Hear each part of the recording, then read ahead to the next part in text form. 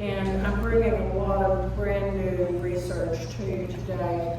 It is groundbreaking research, and I brought DNA charts of matching with me. What I'm going to show you today relates to an article that I published in the Winter Gazette having to do with Clement Gann. He has been our least known Gann descendant, brother of Adam and brother of old Nathan, that we've basically known nothing about him all these years. And in one of those strange twists of fate, it was my research into the Georgia Ganns that I started in 2022 and 2023 that actually opened the door and all the windows on Clement Gann and his Gann descendants. Many of us in the room today are descendants of Clement.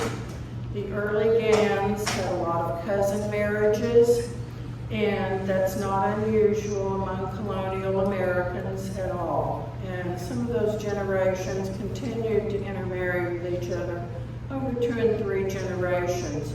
So some of us are single line Ganns, which you'll hear me mention a few times. Some of us are double Ganns. Some of us are triple Ganns.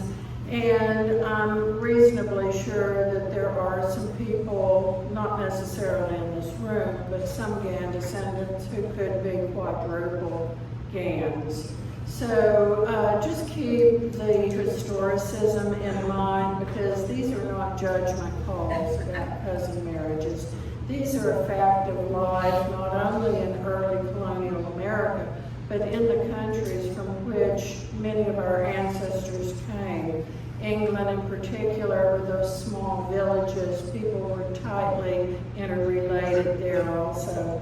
So I'm going to give 2 presentations today, and I can't cover every single detail of research simply because I don't have a whole day to spend with you guys. But I am going to try to pick up where I left off with the Clement article in the Winter Gazette. So, and I'm really tired. I was telling Cheryl earlier that when I was 22 years old, I made a mistake and let my car run out of gas.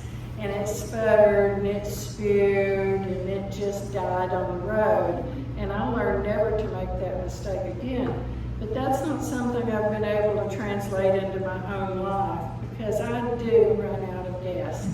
And I am kind of low on gas this morning. It's been a challenging year, and I've spent a lot of 14-hour days working on the research and getting the research together. And I want you to know I could not have done any of this for us and you without the help of my husband back there, Mark Baker. And I'm glad to say that he got to be officially retired this year at age 78. We're approaching. He's in his 78th year, and that's the way I typically think about ages, because I'm used to that by the genealogy that I do. So if I'm clumsy, if I get tongue-tied, if I lose my place, just pass it off to my age and the fact that I'm just about out of gas too. Okay? So let's go ahead and get started here. As I said, I have a lot of new research to bring to you, and everything you're going to see today is directly owed to Dolly Gann. And but I want you to look at this. This is a statement by Elizabeth Shone Mills. If you're not familiar with her, she's a historian, educator, genealogist, writer. She's a prominent figure in the genealogy world. She says every genealogical conclusion should be based on an evaluation of the whole body of evidence. I'm going to bring to you today as much evidence as I can from the research in the limited amount of time I have. This is a tree. This is Dolly. As I said, everything I'm showing you, we can attribute to research on her. And she was married to William Gann, who went by Billy. Dolly was born about, let me turn my laser pointer on. Dolly was born about 1779 in Caswell County, North Carolina. And William was born about 1775, also in North Carolina, but probably Guilford County. William was a son of old Nathan Gann of Georgia, and his wife Mary Abel. And I did the Abel proofs in 2023 if you were at that gathering. Old Nathan was a son of Samuel and Elizabeth. We know those well. And Mary was a daughter of Joseph Abel of Virginia and Catherine, last name unknown. What I'm going to show you today is Elizabeth's last name. I'm going to show you Samuel Gann's father, his probable mother, and Elizabeth's family. And Elizabeth's family is proved not only by DNA, but by paper records. And I brought DNA charts with me, and you may very well find your name in these charts. I can help some of you locate yourselves. Some of you will have many mentions in these charts because of the cousin marriages that I mentioned, because you match different descendants going up to the Dodsons. And that's what I want to talk to you about today. This chart is from the gathering in 2023. When I worked on the Abel DNA, I made a lot of discoveries, and the discoveries had to do with old Nathan's family because there were a lot of problems in the registry. The biggest problem was that things didn't add up and they didn't match up. I had this big glaring hole right here. It almost looks like a face, doesn't it, staring back. And I felt really odd about bringing this chart to the gathering because it was blank in here. And I knew there were problems in the registry at that point. My research also showed that John was probably the eldest son of old Nathan, and Samuel was the second son. Then I found that Nathan Jr. over here was highly overrepresented in ancestry trees. His descendants, he had the most children, and his descendants became, for the most part, prominent figures in their communities in Clark County primarily, but also other counties. And so ancestry throws those hints to people. Lots of descendants, they get lots of hints, people click on it, they think they're descended from Nathan Jr., when in actuality they're descended from John and descended from Samuel. So, but the biggest problem I had was I had no matches for James and for Micajah, and I couldn't figure out why. And I really didn't have much time to work on it then, and so I had to come back to it. Another huge problem was Dolly here, who was married to William. Excuse me, Dolly married to William here. Nobody agreed on who their descendants were. Nobody. And I knew by DNA that there were descendants, I just didn't know who. Let me back up over here. John, in the registry, it said that he's married to Mary Gervain, and he was not.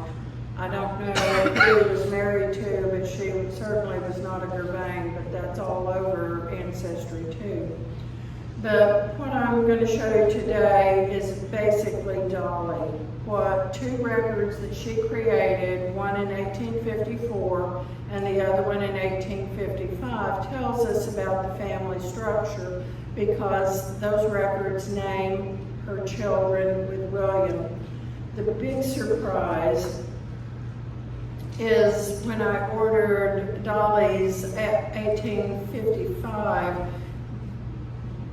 bounty, here I am getting tongue-tied, widow's application for a bounty land warrant for William's service in the War of 1812, it was pretty surprising. because it shows on there that she was married in Tennessee when it was Indian country. So they're about 1796 because that was statehood date. And her name before marriage was Gann. This was a cousin marriage none of us ever knew about. And it totally upended the view that the Georgia Ganns and Tennessee Ganns were entirely separate lines, because they were not. Because going back to, they're about 1796, actually I believe it was 1797, she and William left Georgia under unknown circumstances, went 400 miles to Washington County, Tennessee, met Dolly Gann, married Dolly Gann, and they had a family of 6 children. The rest of the application was pretty standard. It gives William's service where he had joined up, Watkinsville, Georgia, and when he was discharged. And he was discharged at Savannah, so he was in part of the militia that guarded the coastline down there. Here is that black hole I was telling you about. I've got these grayed out because James, born 1768, didn't exist. He was a placeholder figure for the person who did the original research. And my Caja is grayed out because he was a placeholder figure. And this is something we all do. We all create tentative fathers for certain people as we do research. So we need to put them in there somewhere so we can find them again.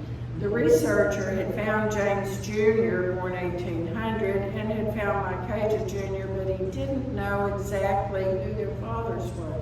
So he created fathers for them as placeholder figures. The problem is it got put into the crowdsourced registry. So all these years we've thought that old Nathan had 6 sons, when in actuality he only had 4 sons. James Jr. is a son of William Gann and Dolly Gann. My Caja Jr. was a son of William Gann and a first wife that he left behind in Georgia when he went to Tennessee. And they are half-brothers. Now, what confused me when I started doing this research was that my Caja Jr. was a fortunate drawer in the 1807 Georgia land lottery, and he qualified because he was one of the orphans of William Gann. Now, William couldn't have married Dolly in Tennessee if William was dead. So initially I thought, oh my, we've got 2 Williams in Georgia. How am I going to sort this out? Well, I didn't have to sort it out because David M. Gann over here, he went a few weeks later, he went to Salt Lake City and he found this record right here.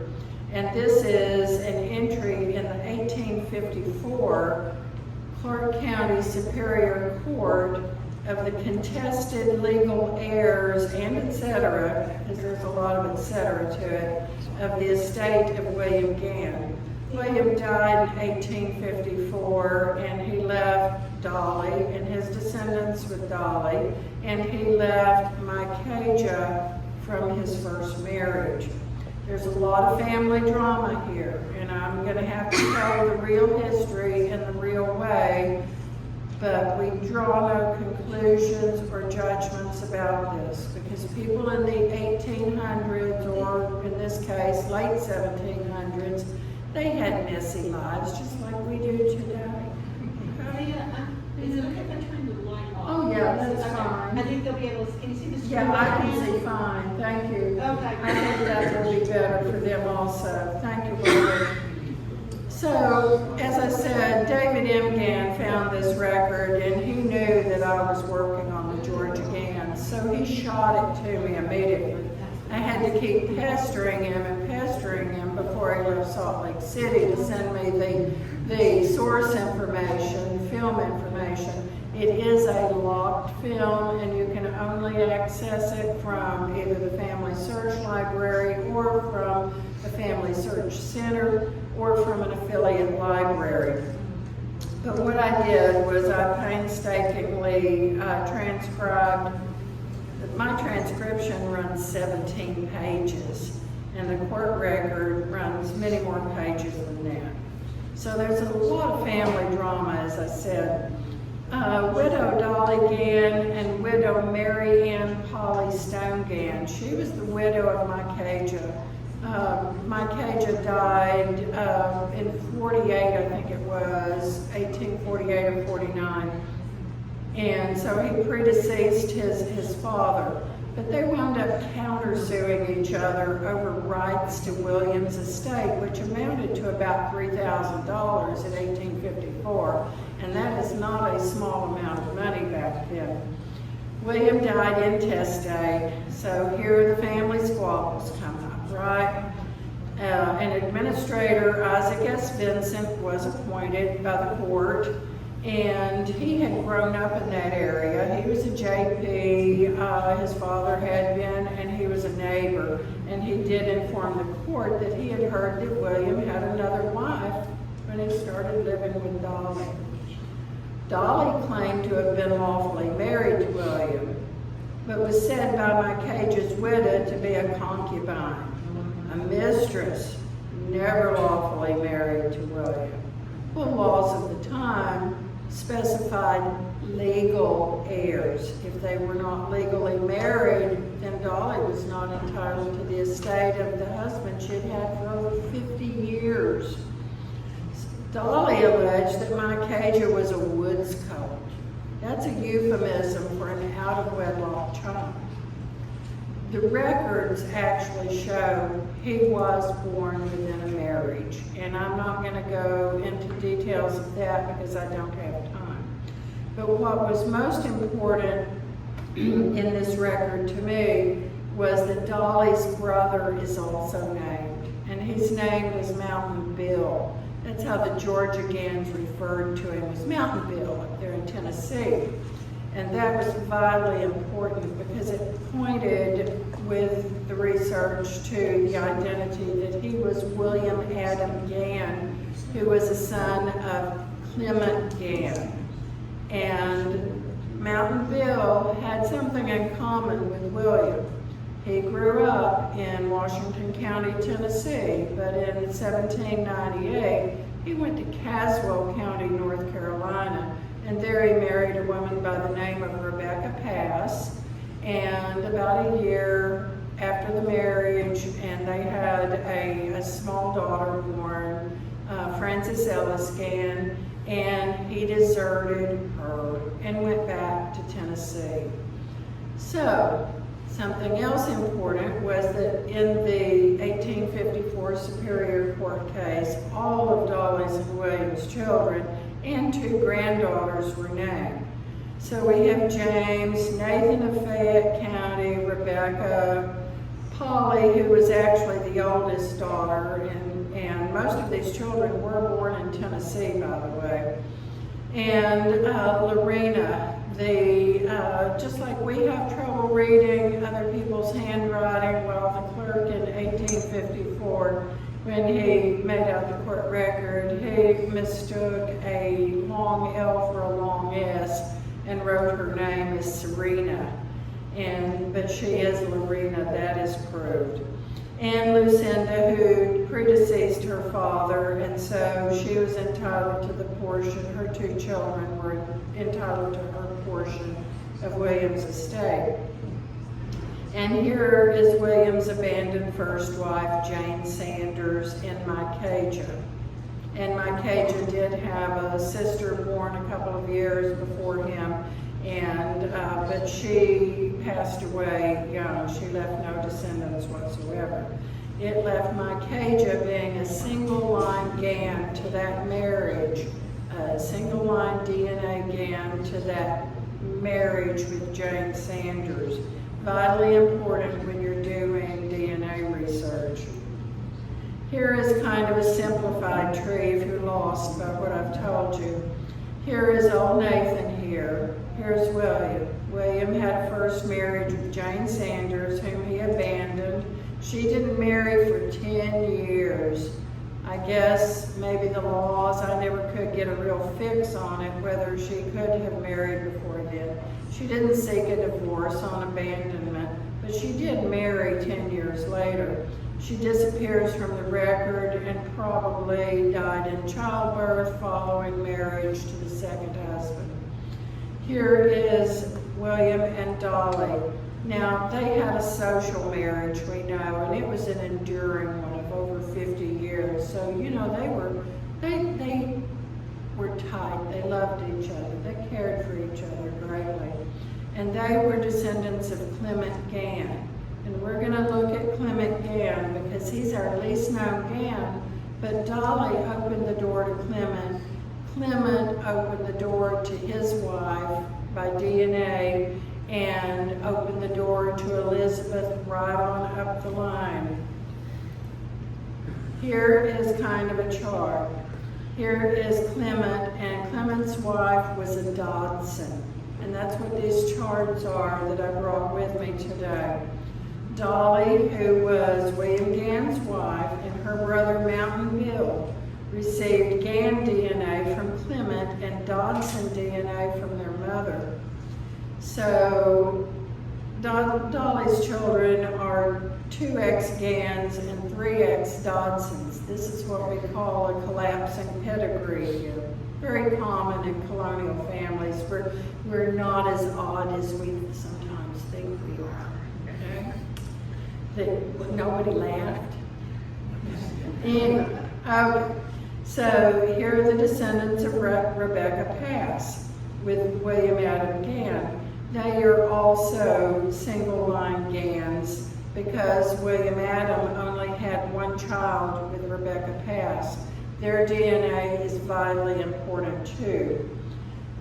What Clement's wife does is she points back to Elizabeth because Elizabeth contributed her DNA to her children, to old Nathan, to Nathan's son Samuel, and this is another fact of history, the Elmores. The Elmores are a single line of Ganns, and they carry Dodson DNA that enslaved Mary Gann, born 1815, received from her father, Samuel Gann, son of old Nathan. So their DNA as single line Ganns is also vitally important. Here's Micajah over here. Micajah, even though his father abandoned him for a number of years, through most of his childhood, came back to Georgia when he was about 12 or 13 years old and a near-perfect stranger to him. Micajah shared a bond, a DNA bond with his father William that goes all the way up Old Nathan to Old Nathan's father, to Samuel's father, to England that I'll be showing you, but that will be mostly in next hour. So the differential, what is a differential? I've used that term a few times, and I included this on the bottom of chart 4. A differential is it's an observable feature of how two things are alike, but also how they're different, how they're the same, but not identical to each other, but identical nonetheless. It's foundational to logic. It is used in science. It's the foundation of science. And in logic, it proves conclusions of all kinds. So some important differentials for genetic genealogy are half relationships, because you know where the DNA tracks. It's always going to track on one side with half relationships. And biogeographical origins, such as admixed black and white families prior to emancipation and the Civil War. So here's a breadcrumb trail. I've kind of given you the history here. William from Old Nathan. Here is Dolly from Clement. Clement's wife, Miss Dodson, I want to talk a minute about Raleigh Dodson because he is the ancestor of Roberta Estes. Her name might have some value to you if you're in the research world. She is a genetic genealogist, and she's a blogger, and she is a premier spokesperson for Family Tree DNA that happens to host our Gann DNA project. Raleigh Dodson is someone that I paid attention to 9 years ago, but I didn't know what I was looking at that time. I emailed Roberta Estes about a DNA match, and she replied by email, a couple of sentences, that was all. She said, that's on the other side of the family, and they don't know anything about them. She didn't tell me what side of the family, and you know, we all have 4 grandparents, right? So, you know, I was thinking, well, that doesn't really help me a lot, but I'm going to save this spreadsheet of this Gann DNA match to a kid that Roberta managed, and I'm going to just kind of keep watching this. That pays off to hang on to old research or old things that you find, because 9 years ago that I didn't know what I was looking at, I do know now, and that's what I'm sharing with you today. So in 1778, Raleigh Dodson sold land to Clement Gann in Caswell County, North Carolina. This is a modern map, so these areas, Caswell and Person County, were one county, Caswell, at that time. Adam Gann and Jane lived right up here in Halifax. But this combined area here in Guilford's where old Nathan lived, the Dodsons were amassed in this area, and to this day they still are. They're still there. That's why Samuel, born 1748, the youngest son of Samuel and Elizabeth, he didn't care to move to Washington County. He had his maternal cousins right there as neighbors to him. He was right there in the midst of his family. But see, we've never known that. Elizabeth sold the farm in Frederick County in 1762 or 62, wasn't it? I believe 62, in Frederick County, Virginia. Adam Gann, her son, witnessed that sale, and Adam moves to Halifax. We never knew why, and we know he was there because his son, Nathan Jr., of Washington County, Tennessee, born in 1759, put in his Revolutionary War application that he was raised in Halifax County and entered the war from there. So we know he was a boy when they moved there. We didn't know why Adam moved to Halifax. Well, Elizabeth, he had maternal uncles who owned the land right here, including very close to where he settled. They were amassed on the Dan River that courses from Virginia down into North Carolina and then back up into Virginia. In the article I wrote in the Winter Gazette, I didn't want to give away too much of my research. So I wrote, a reasonable guess is that William Adam Gann, when he went back to Caswell County, North Carolina in 1798, that he could have had some maternal family that he went to stay with for a while. I wanted to get that in there so that you could use it as a catalyst for further research, but I didn't want to lay out my research at that time. Upon selling his Caswell land to Clement Gann in 1778, Roberta Estes' ancestor, Raleigh Dodson, moved to the part of Sullivan County that became Hawkins County, and he died right there. Now the amazing thing is our Ganns were very close to this Greene County line, and we we've never known that they had maternal cousins all around them. Lots of Dodsons all around them. The earliest Dodson known to be in the area moved there in 1776, and he moved there from Shenandoah County, Virginia, where his father, John Dodson, had bought land in Frederick County in 1750. So he's the first. For some reason, they must have been communicating with each other, because we get Adam leaving Halifax and moving to Washington. The very next year, after buying land from Raleigh Dodson, Clement sold his land in '79 and moved to Washington County. His wife was a Dodson. His in-laws and cousins, her cousins, were in the area too.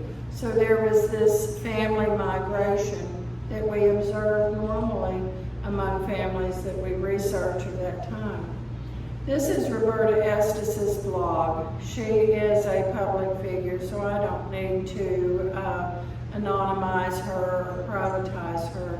If you go to her blog, you can put in Gann as a search term, and you'll find 3 articles about her lineage back to Thomas, but she covered Thomas Dodson, who is Elizabeth's older brother. But she covers the land sale to Clement also here. The Dodson family has been extensively researched. The Reverend Silas Emmett Lucas Jr. and his daughter compiled a genealogy of them that was published originally. They started work in 1957 or 58, I can't remember which year. They updated that book into 2 volumes in 1988, and I don't know if you saw them, but I brought those 2 volumes over here because they're heavy books, because they are a good compilation of the family. What interests us, and when I found the Dodson DNA, I went to look at Charles, and I'm waiting to see him carefully here. He left a will in which he named a daughter Elizabeth. She would have been his youngest child, and she was born not very long before he died. He wrote his will in 1703 in Richmond County, Virginia, and that's not Richmond that we know of from the Civil War. It's an entirely different place. Richmond County was old Rappahannock County, Virginia, and it was dissolved and broken up into Essex County and Richmond County. Richmond lies on the Rappahannock River.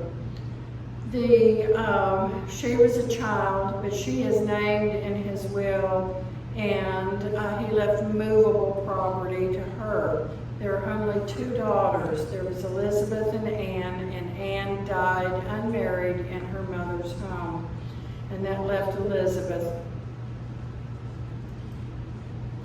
So if our Elizabeth was this Dodson, why didn't they find her? They're Dodson researchers. Why didn't they find Elizabeth? They didn't find a marriage record for her. How do women disappear? They disappear either by death or they disappear into marriage. Now, Elizabeth was raised by her stepfather, John Hill, because her mother remarried.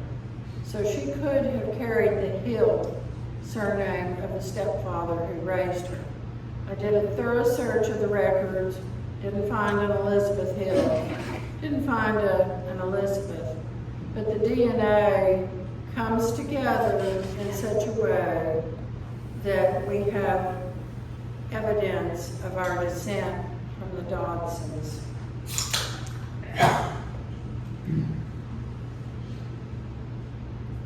So, what was the answer?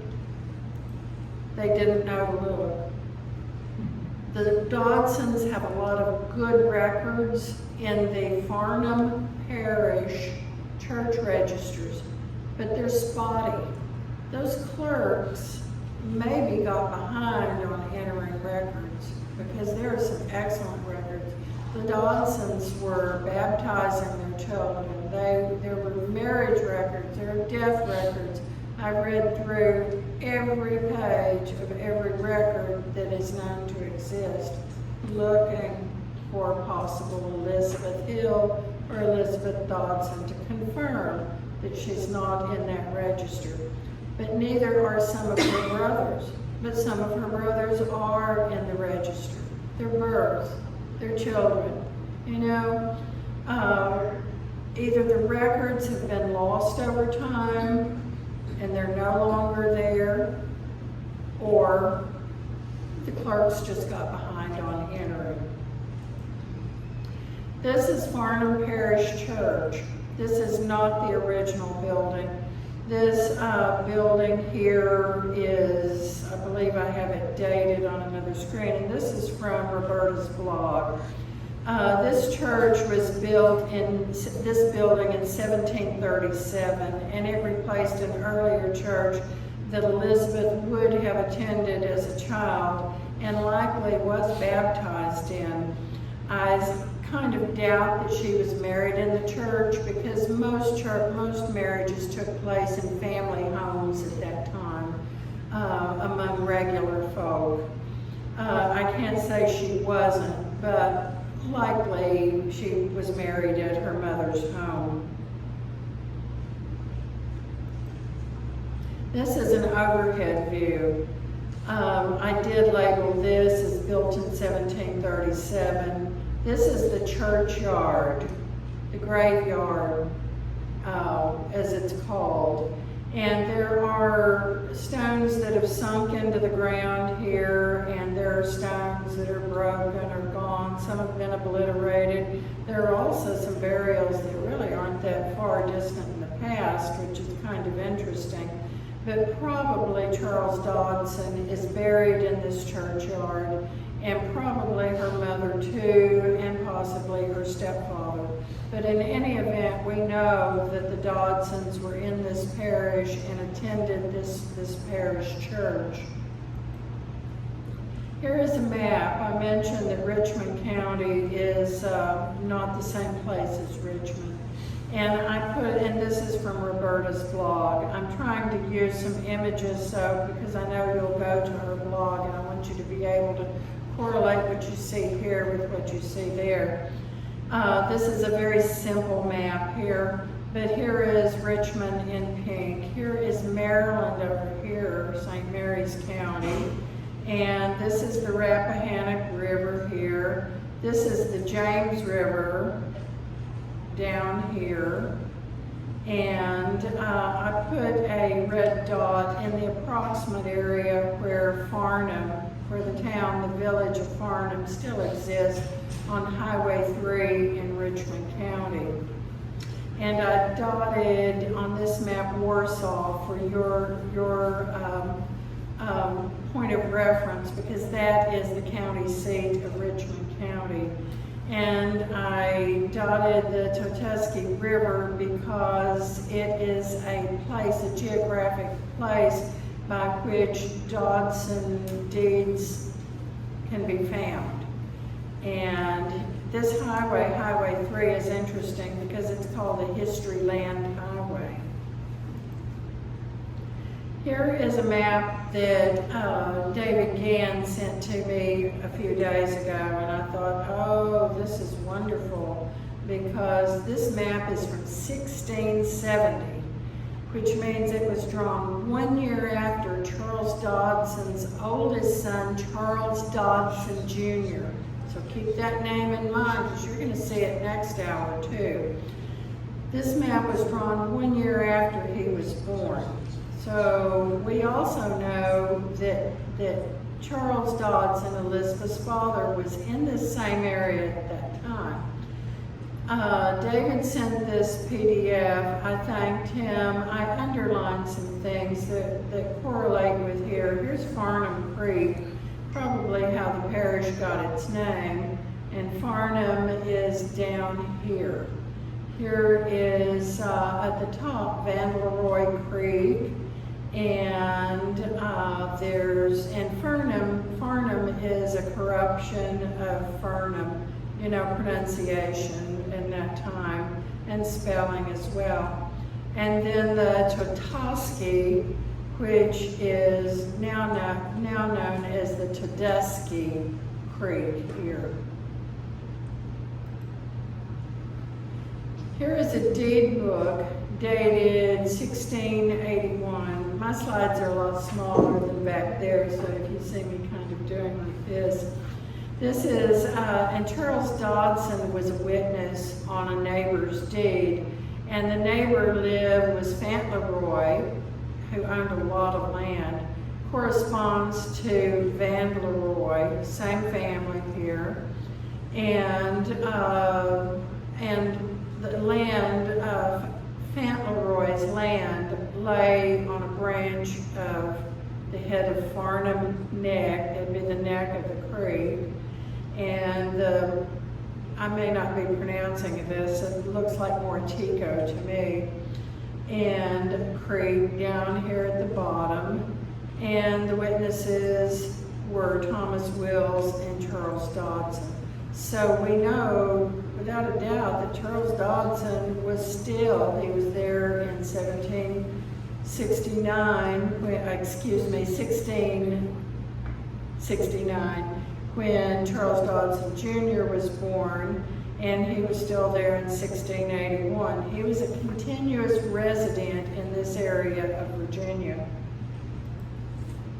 Here is a DNA public profile website of the Dodson Project, because what did I want to do? I wanted to see that Y DNA of the Dodsons, right? Because I'm a DNA person. And so I went to the Dodson Project. I communicated later with Mick Barnett, who is the admin of the project. And so I confirmed some matches here, and you see this is Dodson of Virginia in this pink group. These are their haplogroups here. I can't quite, let me scoot my screen over. This is, these two are confirmed Thomas descendants, Roberta's line. And so these two Dodsons, and we have DNA, autosomal DNA matches to these descendants on these charts that I brought, primarily chart 1. You see the Thomas descendants on chart 1. I went pretty heavy on that.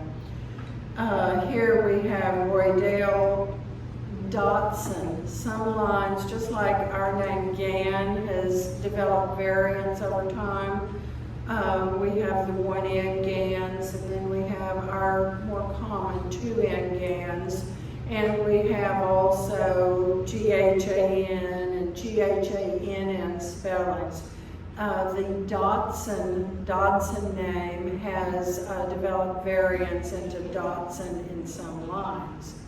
And we have Roydale Dodson, and we have, who is he? Mr. Scotty Dean Dodson.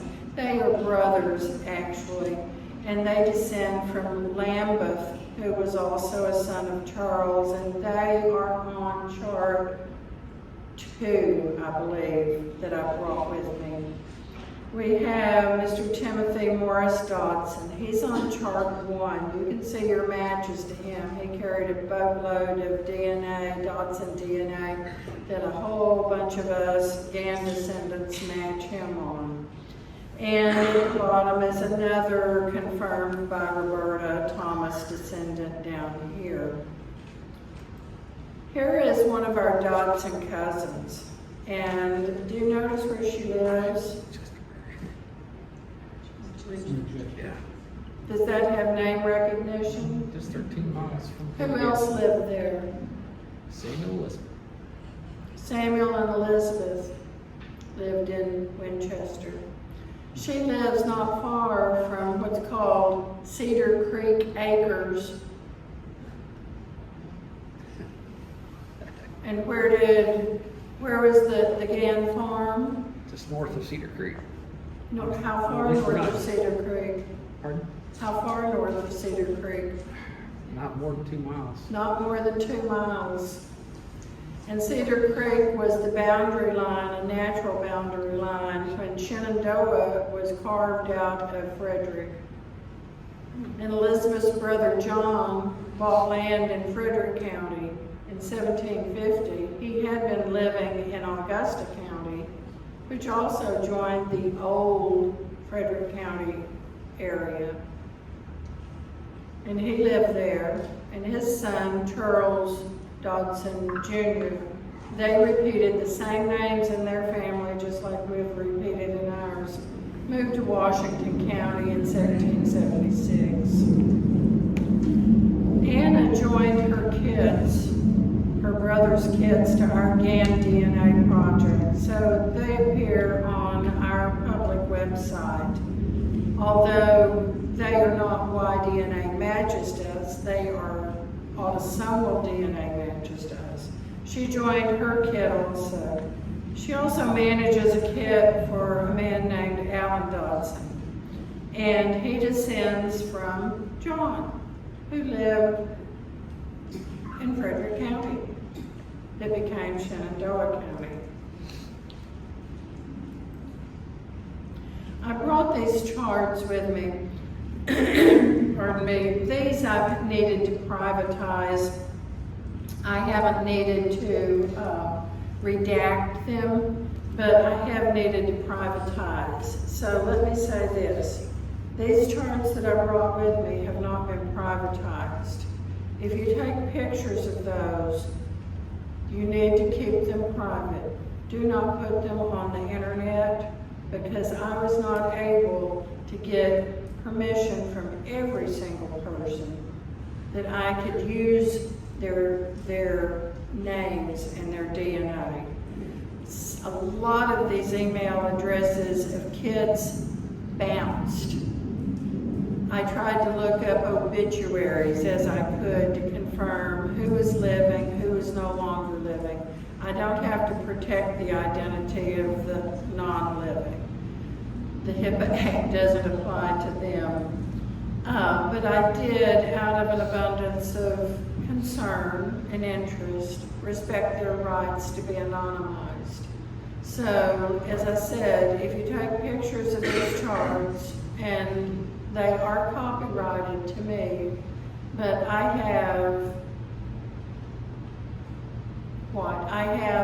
can't think of the word I need to respect their rights. These PDFs I can send to you because they are privatized, but they're not anonymized. I want you to be able to go into your own kids and see your own matches to these persons and who you share in common with them. So there is enough identifying information left that if you log into your kids, that you can look at the last name and you can find that match. Because I don't want you to take my word for this. This is your family history. It's our family history. I want you to be able to see for yourself that we are Dodson descendants through Elizabeth Gann. And these are just the charts.